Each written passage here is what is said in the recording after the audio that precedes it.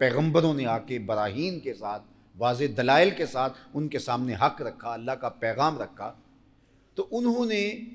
ناقابل تردید باتوں اور اللہ کے پیغام کو رد کرنے کی ہمت تو نہیں ہے ان کے اندر، اتنی سچائی تھی پیغمبروں کی باتوں میں، لیکن انہوں نے بہانہ کیا تراشا، کہنے لگے،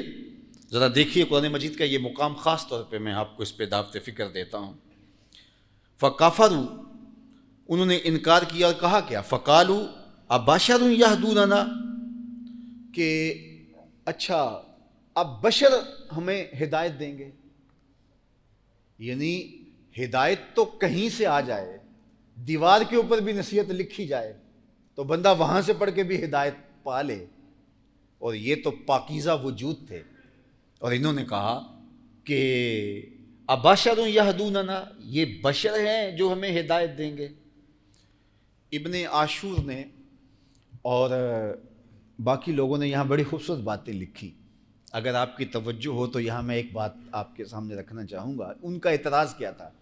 یہ بشر، ہم ان کی بات سنیں اور یہ ہمیں ہدایت دیں گے، تو کہا کہ یہ ان کا انکار کا بہانہ تھا کہ بشر کی بات ہم کیسے مانیں۔ تو یہ کتنے عجیب لوگ ہیں کہ اگر نہ ماننے پہ آئیں تو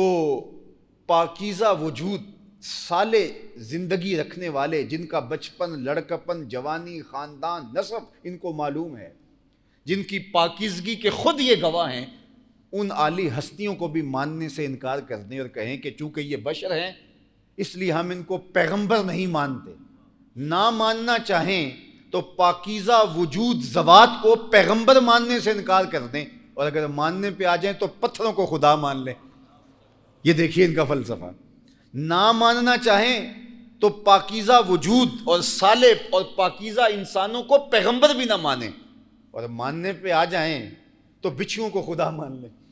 ماننے پہ آ جائیں تو سانپوں کو خدا مان لیں، ماننے پہ آ جائیں تو مٹی کے مادوں کو معبود مان لیں، ماننے پہ آ جائیں تو جلتی ہوئی آگ کو خدا مان لیں، ماننے پہ آ جائیں تو لکڑی کے ڈھیر کو آگ لگا کر کے اس کو اپنا معبود مان لیں، ماننے پہ آ جائیں تو ستاروں کو، چاند کو، سورج کو خدا مان لیں۔ تو یہ عجیب ان کی کہانی ہے، جب نفس نہیں مانا تو پاکیزہ وجود جس کی ذات پہ انگلی نہیں اٹھائی جا سکتی اس کو پیغمبر نہ مانیں، اور ماننے پہ آ جائیں تو گندگی کو بھی خدا مان کے بیٹھ جائیں۔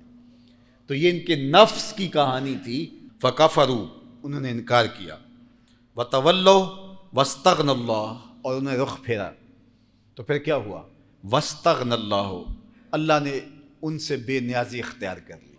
اللہ کے فرشتگان کی جب لوگ قدر نہیں کرتے تو پھر ان کو یوں بھٹکنے کے لیے چھوڑ دیا جاتا ہے۔ اللہ اکبر۔ میں آپ کو ایک اور بات کہوں گا، دور موجود کے اندر یہ اچھی بات ہے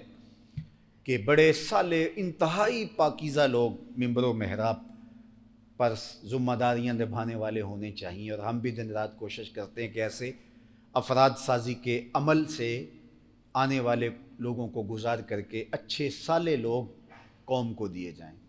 لیکن پھر بھی بشر ہونے کے ناطے سے اگر تھوڑی سی کوئی کوتاہی دیکھ لی ممبر و محراب کے ذمہ دار پر، تو وہی مزاج ہے کہ جس طرح انہوں نے کہا ہاں اس لیے نہیں مانتے کہ یہ بشر ہیں،